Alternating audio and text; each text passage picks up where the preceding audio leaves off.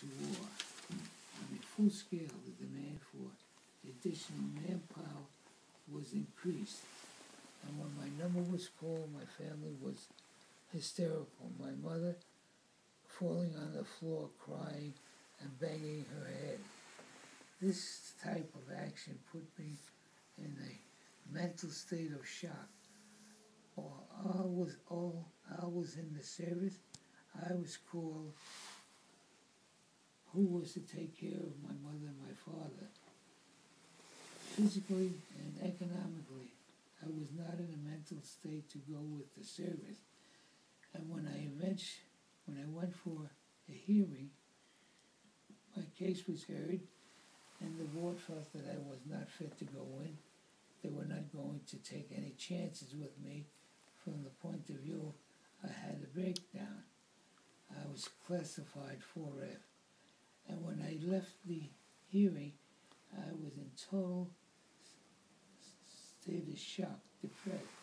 I spoke with my friend George Zeru, who was a doctor at the time, about it. Then the turning point in my life came. I was instructed by the military to go for psychiatric psychotherapy at Kings County Hospital in Brooklyn.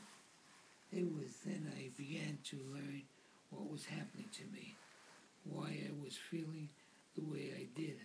Although at one point, a year later, I offered to go into the Navy. The doctor did not feel I was ready. The first psychiatrist was helpful, but it was only after I went in to deep therapy with enough psychiatrists after I got married that I really began to understand feelings about blaming myself, my family. This made me aware and understand my background and what had happened to me, what led to my distress, and from that understanding, coping. That's a long story, but now I've got to catch my breath. That's that. Okay.